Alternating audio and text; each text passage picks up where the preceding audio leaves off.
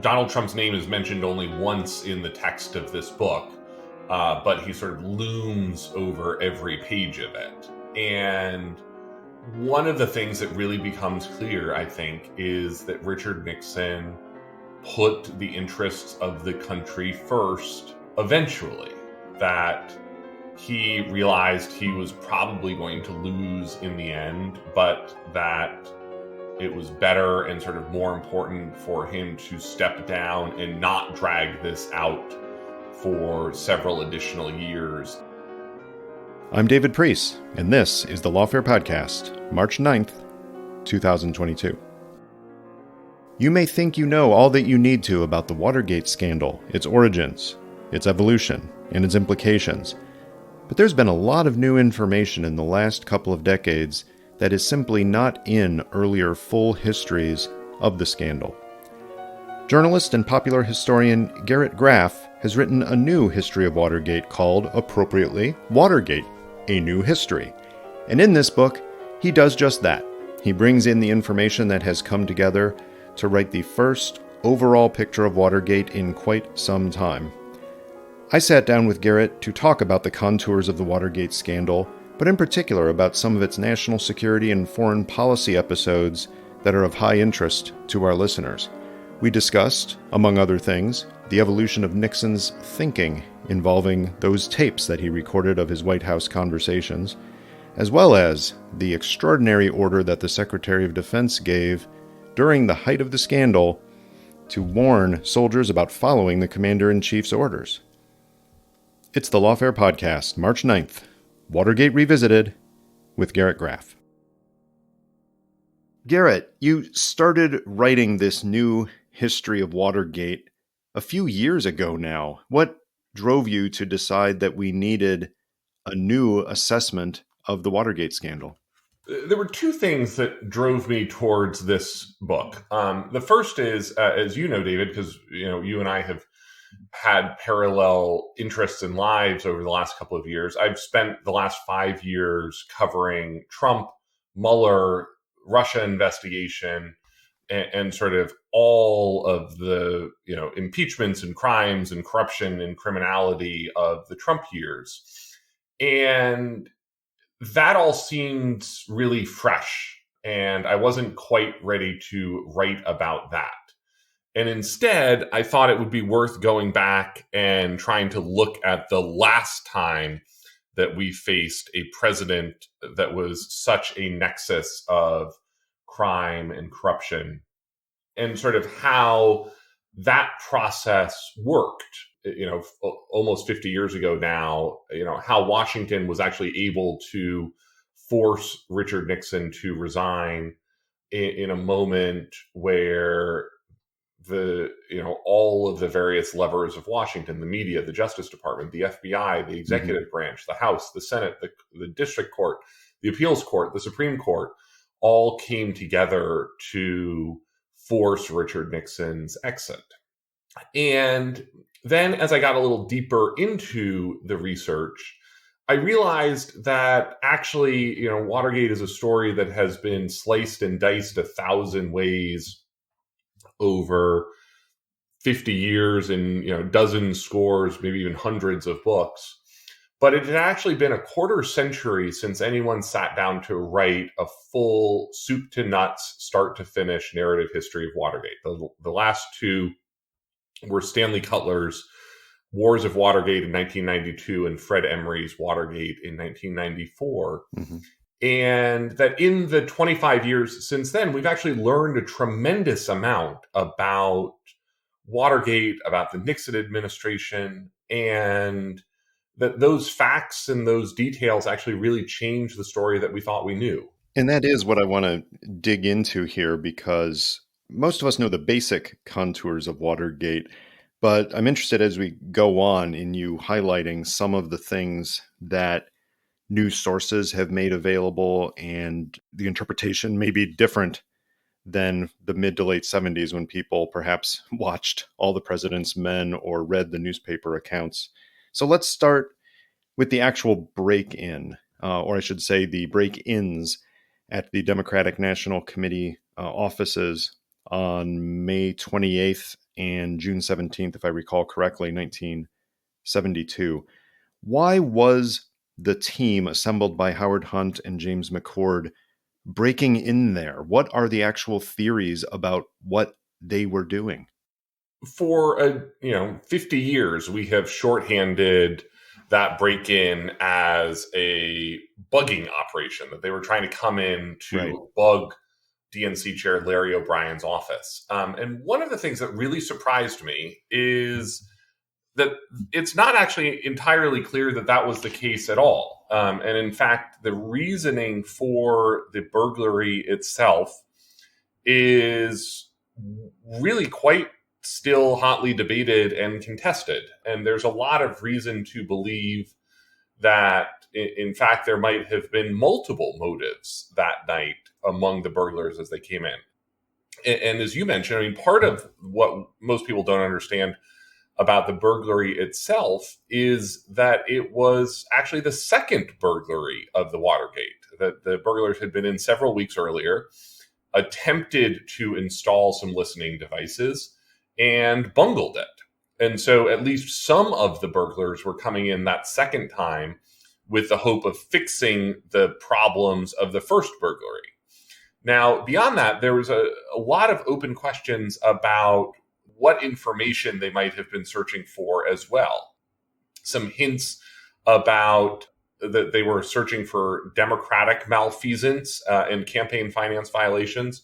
Some hints that they were searching for how much the Democrats knew about Nixon's own campaign malfeasance, including the illegal contributions he took from the Greek military junta in 1968, sort of money funneled from the Greek intelligence agency into Nixon's presidential campaign in 1968. Some questions about whether there was some Castro money involved in some of this.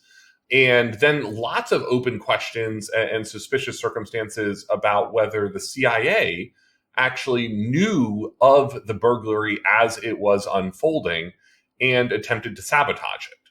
Evidence for this includes the fact that two of the burglary team, E. Howard Hunt and James McCord, were retired CIA officers, and that actually one of the Cuban burglars was an active CIA asset and was on the CIA payroll that night, being paid about $100 a month, and had been steadily reporting his activities to his CIA handler. And a lot of suspicious movements and circumstances that night have led people to believe that the CIA had prior knowledge of what was taking place that night, and that they might have been responsible for actually helping to sabotage it and make sure that the burglars ended up getting arrested. Which, of course, also led some of the president's men to settle on that as a potential way of shutting down investigation, of just stating that it was a national security matter and the Department of Justice and FBI should leave it alone. Exactly. And that this becomes the involvement of the CIA, or the possible involvement of the CIA, really becomes a key part of what is later referred to as the smoking pistol in the Nixon tapes, and sort of Nixon's pressure to the CIA to get the FBI to shut down its investigation and stonewall the investigation under national security auspices. But of course, the president and those around him knew that was crap. That was an excuse that they were using as a way to shut it down. It wasn't that they, in fact, were trying to protect some other major national security issue that, for some reason, and yet unexplained to me, somehow connected the Democratic National Committee to a larger national security effort. Exactly. And that part of what becomes so strange about this is that what we now understand is that, most people looking back, if you understand the, sort of gauzy Technicolor, Robert Redford, Dustin Hoffman, all the president's men version of Watergate, think that the Watergate burglary was the beginning. But it was really like walking into the second or third act of a play without really fully understanding what was taking place before. And this was a big part of the history that I tried to write and rewrite in the book, is that this actually traces back straight to the 1968 election. And that in the fall of 1968, there was an event called the Chenault Affair, which has really only become publicly known and publicly understood in the last decade. Another part of that history that is sort of new to the telling of Watergate.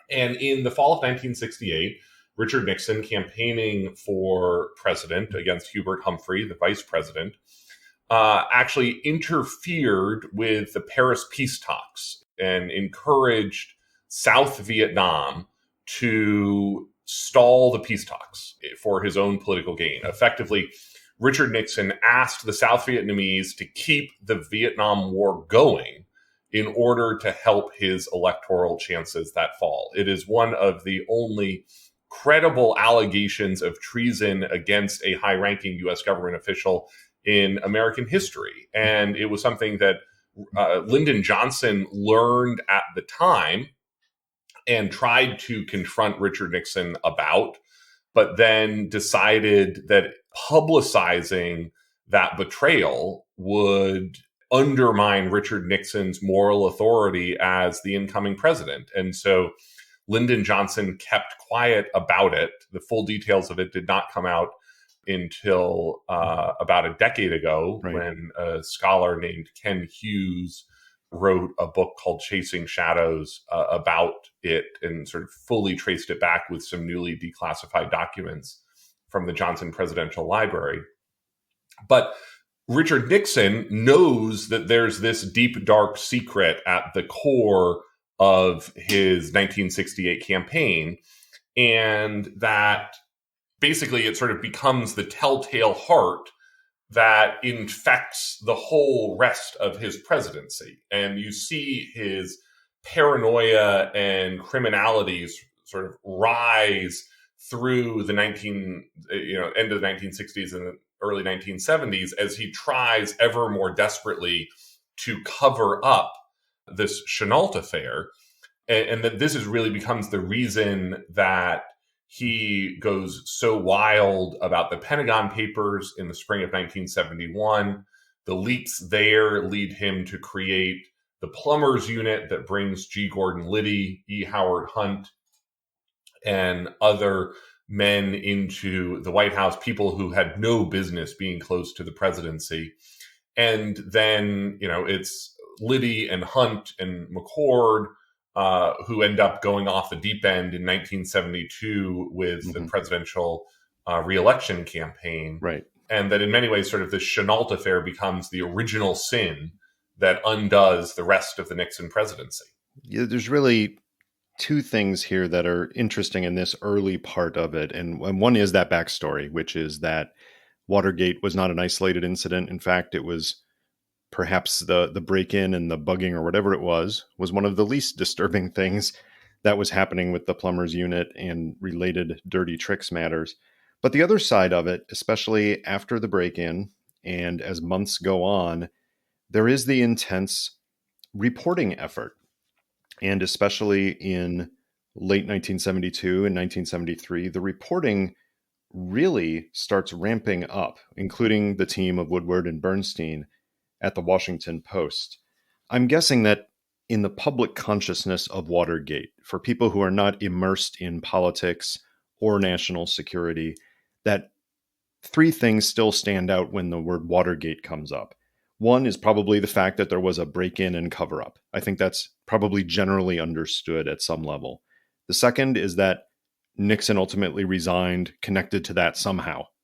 The third one, and I think there is only another one, is that Watergate is somehow connected to the heroic efforts of this team of Woodward and Bernstein. But over the years, we've learned about, among other things, some ethically disturbing choices they made regarding things like members of the grand jury and outing a source. Talk through that a bit. Why is there this myth of heroic journalism so intrinsically tied to the public feelings about Watergate, and how has that endured despite this information coming out?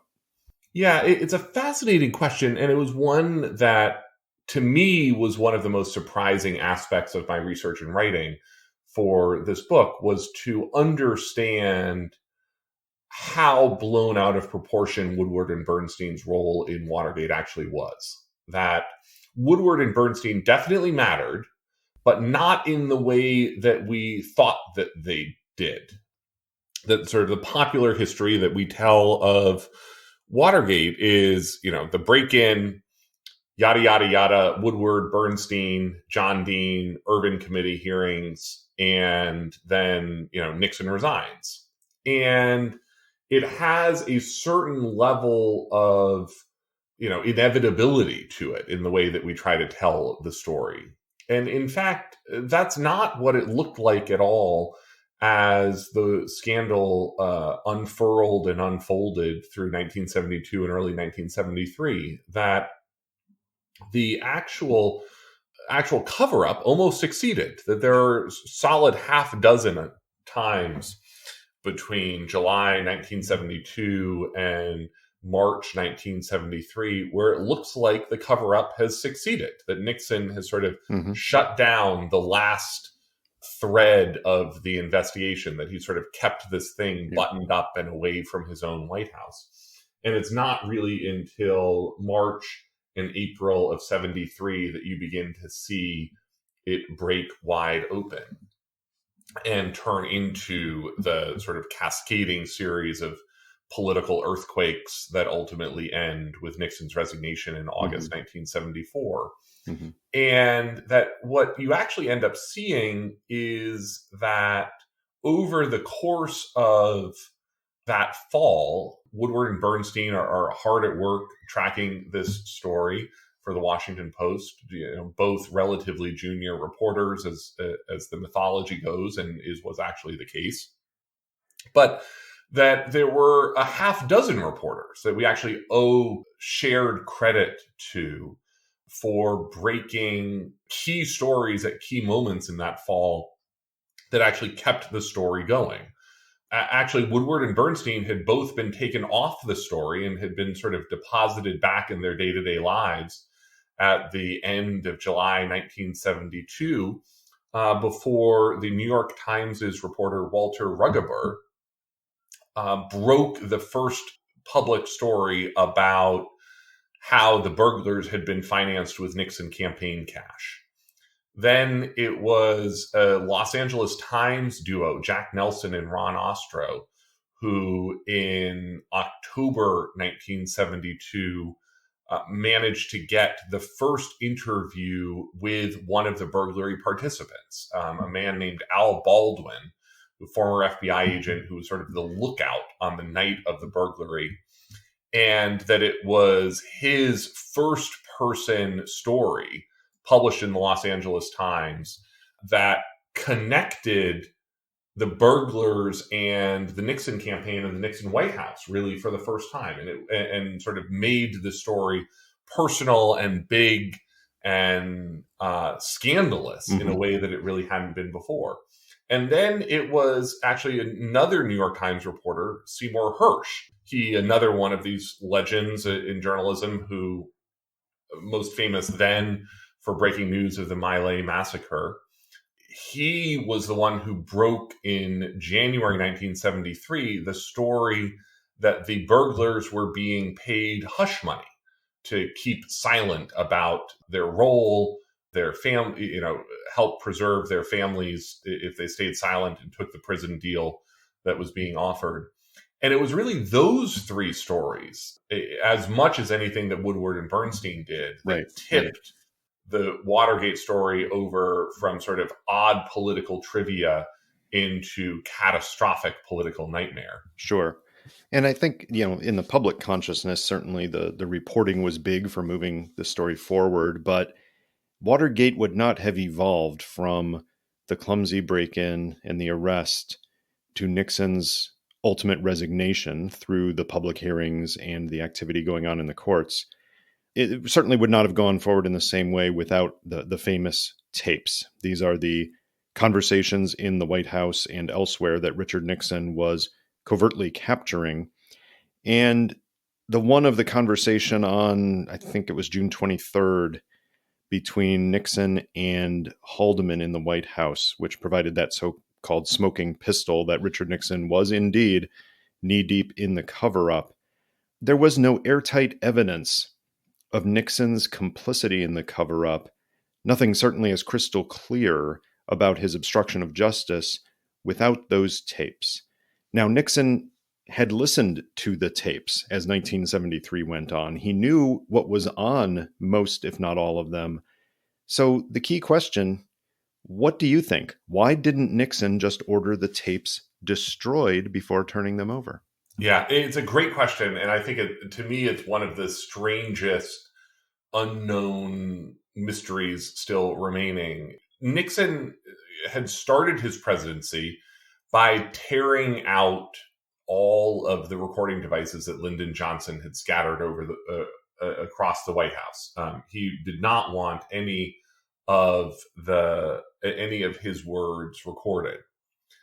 Then, as his presidency unfurled, he became concerned that he wasn't going to get credit for his own brilliance, that sort of most specifically Henry Kissinger was going to be out there taking credit for all of the things that went right and laying at Nixon's feet all of the things that went wrong. And that it was really only a couple of years into his presidency that Nixon made this secret decision to install these recording devices in the Oval Office, on his telephones, in his old executive office building, hideaway office, and even in the residence and at Camp David. And that these devices end up capturing all manner of suspicious and worrisome conversations. And I think one thing that's sort of worth pausing here to talk about, David, is the maxim that Washington learns from Watergate is the cover-up is always worse than the crime. Right. That's one of the great lines to come out of Watergate. It's, something that you hear in every crisis and every scandal in Washington. But when you go back and you actually look at it, it's not actually true in Watergate, because what it turns out is that the crimes themselves were actually quite bad. Mm-hmm. They were very numerous. There were a lot of different crimes, abuses of civil liberties, the Chenault affair, illegal campaign finance contributions from foreign governments, from U.S. business leaders, from companies. There was no shortage of crimes being committed. Right. And one of the weirder things that I sort of learned in the course of this writing and research is that actually probably Nixon's crimes were worse than his cover-up. But where this story really breaks open with the tapes is in the summer of 1973. Alexander Butterfield, White House aide, testifies in front of the Irvin Senate Watergate Committee and says for the first time that there are recording devices and that all of the conversations that are in dispute between Nixon and John Dean and other aides, that there's actually recordings of them. And this ignites this firestorm between Nixon and Congress and the Watergate special prosecutor, first Archibald Cox and later Leon Jaworski, as they end up battling all the way to the Supreme Court about whether there is an executive privilege that should protect these tapes. Again, many people, although, I would imagine Lawfare has spent dozens and dozens of hours over the last 5 years talking about executive privilege. Most people don't actually realize that executive privilege started with Richard Nixon, and that it was the battle over these tapes that went all the way to the Supreme Court that for the first time established the existence of an actual executive privilege for the president. Let's talk just a bit about the public hearings. How important were the open congressional sessions for public opinion and the evolution of the crisis and the escalation of political options as the Watergate crisis continued? Yeah. One of the arguments that I make in the book is that Watergate really creates modern Washington. And that one of the things that really stands out to me in this is that there was actually not much of a history of congressional oversight of the executive branch before Watergate. I mean, sort of what we now think of as de rigueur for congressional committees investigating the presidency and executive branch really began in many ways with the Irvin Committee in that summer of 1973. And that when the Irvin Committee staff went back to sort of look at how to do this, they didn't have many analogs to draw from. In fact, one of the examples that they ended up pointing to and drawing from was the congressional investigation of the Battle of Bull Run in 1861, just to sort of show you how far back they had to go to find similar types of activity. Mm-hmm. And so the Irvin Committee holds these big, splashy public hearings, and they become must-see TV for the first time in the United States in a way that the country has never experienced before. And their TV networks, again, this was a time when there was just the 3 TV networks and the beginnings of public broadcasting. And they carry, the networks and PBS carry the Watergate hearings live most days. They air something like 200 hours of hearings live over the course of that summer.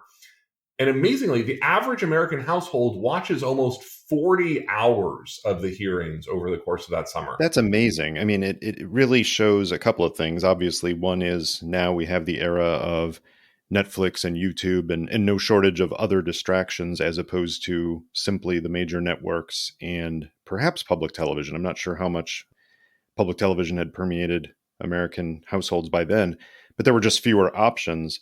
But the second one is just how dramatic this was. The Kennedy assassination really opened up the Americans' television experience with the presidency in a shocking way, but it was really Watergate that solidified it in terms of watching something as it unfolded. Yes, and this becomes, and again, these are sort of things that are that we are used to in modern life. It is the way that sort of ordinary witnesses and lawyers in some of these congressional hearings become stars in their own right in Washington.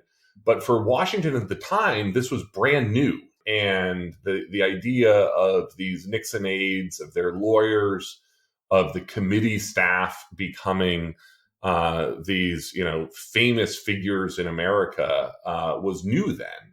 Sam Ervin, there are Sam Ervin fan clubs that pop up all across the country. And, the lawyers and investigators on the committee, become used to being recognized in restaurants, and, that they sort of become public figures in a way that was really unique at the time. Mm-hmm. And something that, of course, sort of since then we have gotten very used to. It's almost like the crossing of politics and entertainment, which certainly wasn't new in American history, but you can easily see how the public hearings set the stage for things like the Iran-Contra hearings, where Fawn Hall became almost as much of a public figure as Oliver North himself because of her appearance in the hearings. Let's address some specific national security aspects of this time and Watergate's effect on national security. The big one certainly is the October War in 1973. Walk through how the president's distractions, at a minimum, and perhaps his temporary inability to function, affected how people like Henry Kissinger managed that crisis. Yeah, this is, again, part of what is so fascinating about understanding the full scope of Watergate is realizing how there are Watergate really is the story of a dozen interrelated but distinct scandals over the course of the Nixon presidency. Watergate really is sort of more of a mindset than it is a single event. And yet, sort of, as you begin to unpack those, you find these stories that if they had occurred under any other presidency, would be among the most dramatic moments in modern American history, and yet are sort of shorthanded as like just part of Watergate.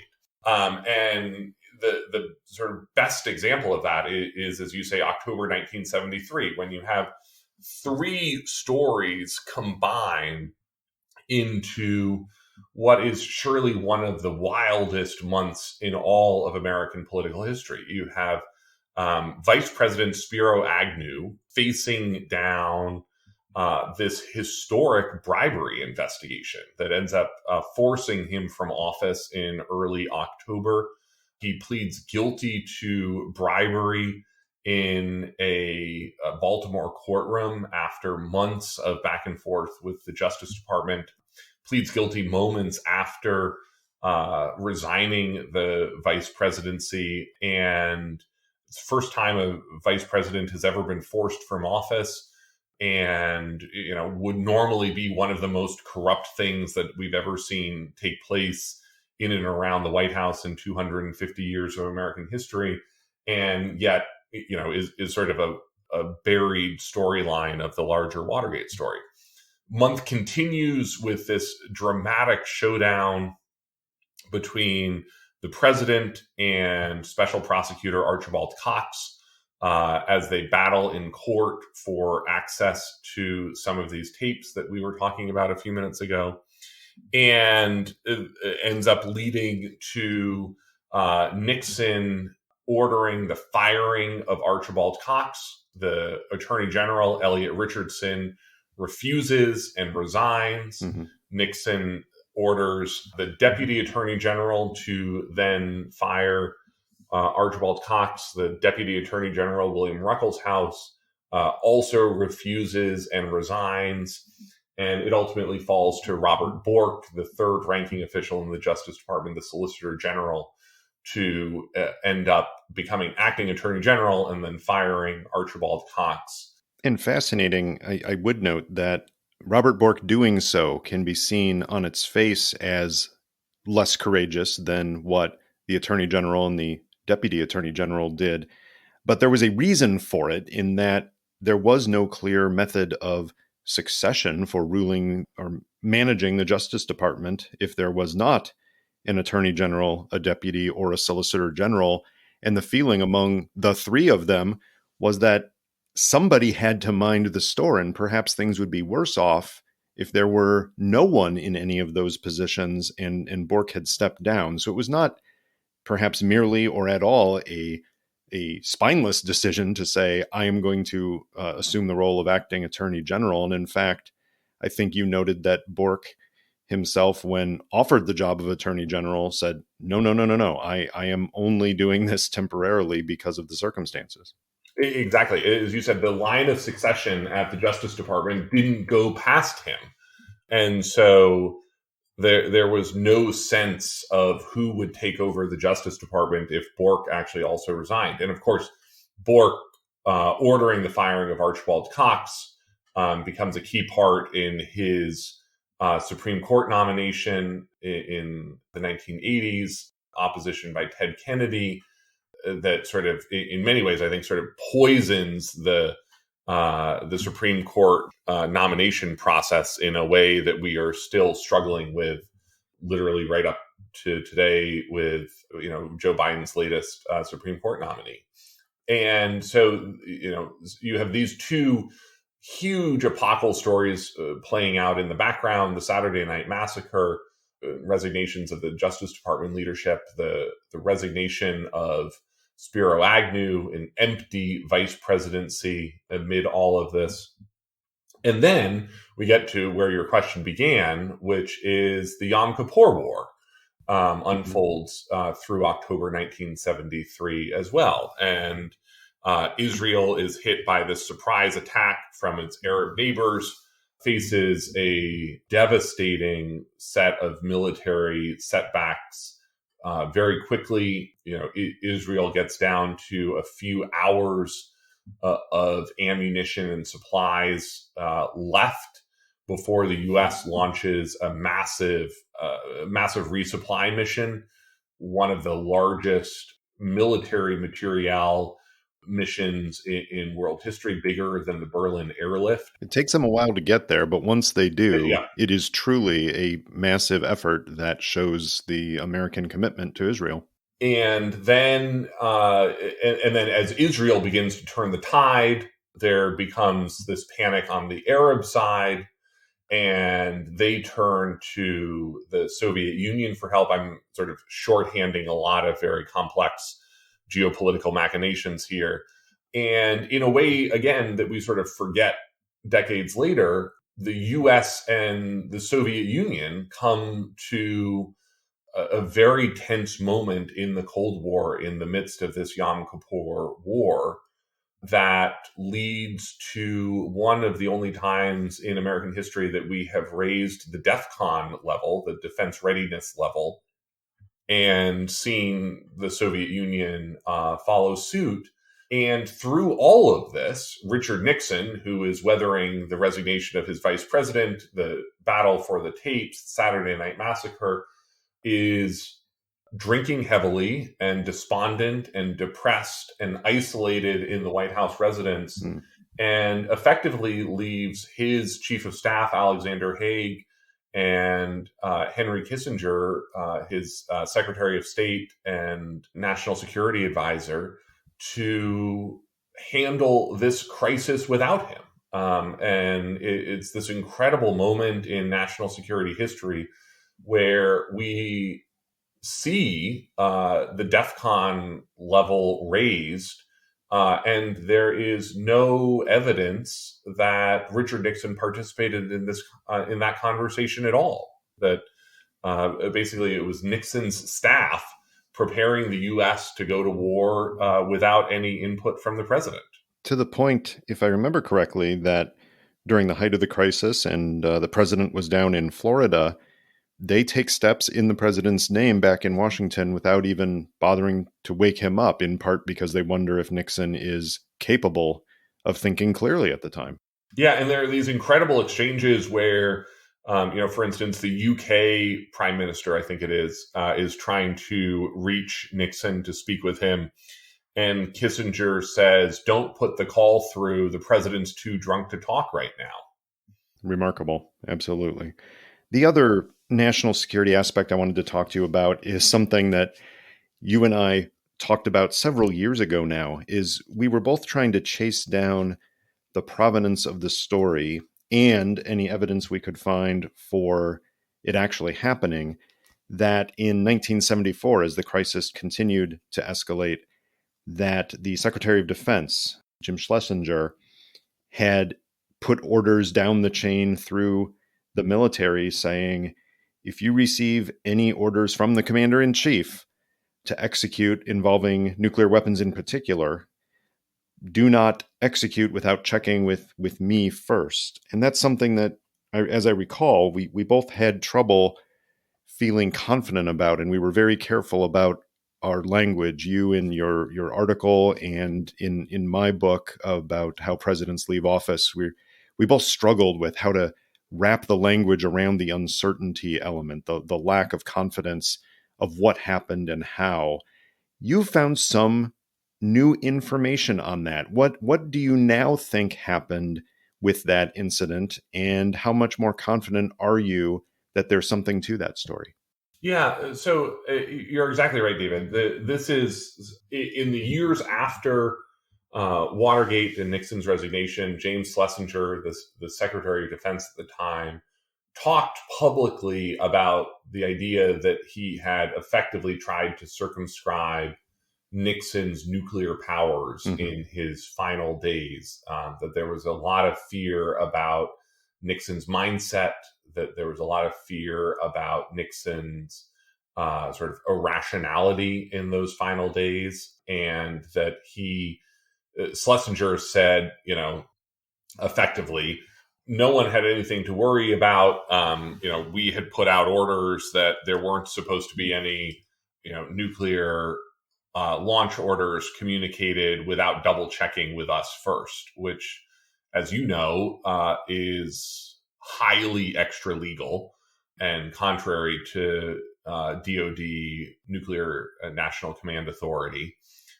Because the president is supposed to be able to launch nuclear weapons at any time with no secondary check or secondary voice necessary in that system. And in fact, that's an important part of the speed of the entire National Command Authority, is that, once the president issues that command, it is considered lawful and people can set about executing it. Now, we'd had this sort of idea that Schlesinger was out there saying this, but we had never really seen proof of that order translated out into the field, and that there'd been some conversation among some other White House, sort of senior Defense Department officials about that order, but it had never really been traced out into the field. And I actually, in my research, as you know, David, this has been an area of interest of mine for years. And one of my previous books, Raven Rock, was all about, the nation's nuclear command system and doomsday planning and continuity of government and so forth.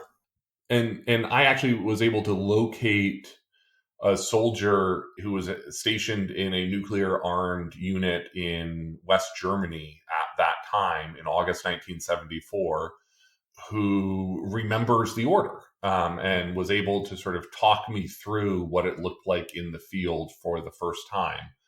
And the order is effectively what James Schlesinger said it was, which was, if you receive any orders to launch nuclear weapons, please check with the Secretary of Defense or the Secretary of State first before executing those orders. And the soldier that I spoke with, talked about how that had been received in his unit, how they debated it among the commanders of the unit, whether it was a lawful order, given the circumstances around Nixon's final hours as president. And then there was sort of this, he said to me, I thought about saving the order, and preserving it because it was so unprecedented and so wild. Mm-hmm. And he was like, but, I knew what trouble I would be in if anyone ever discovered that I had saved. Yeah, that's not something one does. Basically a nuclear launch order for posterity. It also makes me wonder, because we don't have dozens or hundreds of others telling the same story, how many units that did not get passed down to, that commanders in between saw it, recognized that even under these unusual circumstances, that was not a lawful order, and decided not to pass it to their units. So others may not have seen it like that officer did. Yeah. To me, this is sort of more proof that there was some set of orders that were transferred out into the field. Mm-hmm. But, if it's far from clear to me what precisely they were and where they went. Let's move to the end game here. Nixon, in retrospect, especially with the light shed on Watergate from the Trump administration, it sure looks like Nixon could have fought this out, could have forced those, particularly in the Senate, who were leaning towards convicting him should there be an impeachment, which was highly likely, and then a trial. He could have forced those in the Senate to actually go through with the conviction instead of just putting pressure on him to resign, threatening that they would vote for conviction. Why, in your mind, did Nixon ultimately not fight this out and force it to go to an impeachment and a Senate trial? It's an interesting question to me in terms of the parallel to Donald Trump, because I think one of the things that we see, and this book, as I've been saying, Donald Trump's name is mentioned only once in the text of this book, but he sort of looms over every page of it. And one of the things that really becomes clear, I think, is that Richard Nixon put the interests of the country first eventually, that he realized he was probably going to lose in the end, but that it was better and sort of more important for him to step down and not drag this out for several additional years as a fight. By the way, basically the same decision that Gerald Ford makes a couple of weeks after Nixon's resignation to pardon him is the idea that it was important for the country to move forward, and that he, Gerald Ford, couldn't govern as president if the nation was going to be focused on various criminal trials of Richard Nixon in the years thereafter. And to me, it's one of the real big differences between what you saw take place in the Nixon years and what you saw take place in the Trump years was Nixon's misguided but true love for the country and sort of appreciation of the office of the presidency. And then also there's sort of this complication that I think is sort of worth talking about as well, which is how Congress acted as a co-equal branch of government in those final minutes and days and hours of Watergate. That one of the things that I think really stands out in the difference between then and now is the members of Nixon's own party were willing to stand up for Congress as a co-equal branch of government and to defend Congress's prerogatives and Congress's role in a way that we never saw, the vast majority of Republicans be willing to do in Congress in the Trump years, which was they were Republicans first and members of Congress second. Whereas you see that dynamic very dramatically reversed in the Nixon years, where people like Howard Baker, people like Lowell Weicker, people like Barry Goldwater even were very clearly members of Congress first and Republicans second. It's funny how in reading through your retelling of the Watergate story, how clearly that comes through, that in 1973 even, how the prospect of Richard Nixon being impeached and removed from office were inconceivable. And yet by July, early August of 1974, it seemed inevitable, and how quickly that could shift with a few key people expressing that, yes, despite sharing the same R after our name, I can't continue to support this. And then the momentum that built. Exactly. Yeah. That this sort of tidal wave unfolds very quickly once it starts, and that Republicans turn on the president in a way that was really meaningful. To close, we've talked, Garrett, about the pedestal that the public has put Woodward and Bernstein on, and we've talked about the political culture that Watergate helped spawn, the Washington the way that we know it now. But what other takeaways do you have stepping back on the whole arc of Watergate and its impact? When you have to describe the importance of Watergate overall and incorporating the new information that you brought forward, what is it that stands out to you as what people really should take away here? Well, so one of the things that's interesting, David, we haven't actually even really talked about this, is one of the biggest things that has changed in our understanding of history around Watergate is the role of Mark Felt, the source, the Woodward and Bernstein source known as Deep Throat.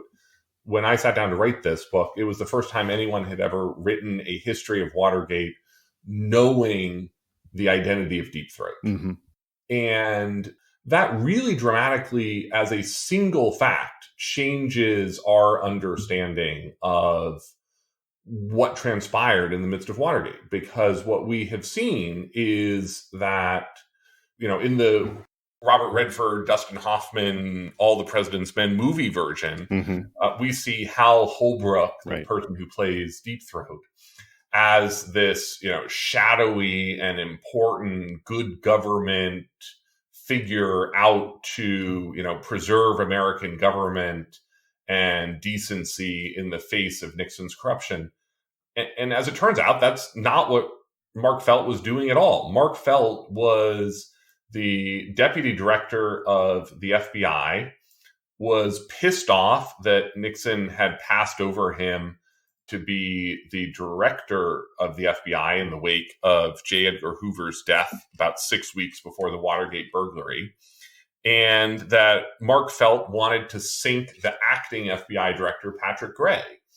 And so Mark Felt's leaks weren't about sort of good government and democracy. They were about sort of bare-knuckled, bureaucratic, self-serving knife fighting.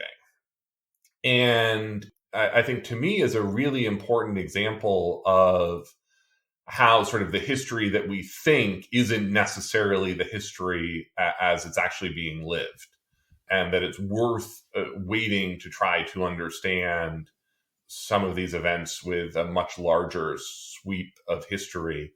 And I was, it was really fascinating to me sort of how much just simply understanding Mark Felt's identity changes the story of Watergate as we know.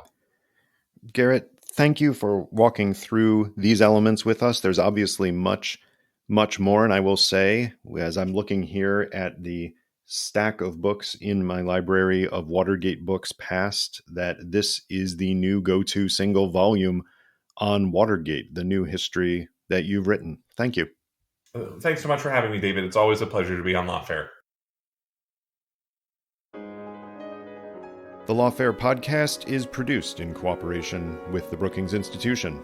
We appreciate all that you do to publicize the Lawfare podcast and our other audio productions, like Rational Security, Chatter, and The Aftermath. You can also become a material supporter of Lawfare, helping us to produce things and everything else we do, and get some benefits by going to our Patreon account at www.patreon.com/lawfare. This episode was engineered by Hamza Shatu of Goat Rodeo and edited by Jen Pachi-Howell. Sophia Yan performed our music. As always, thanks for listening.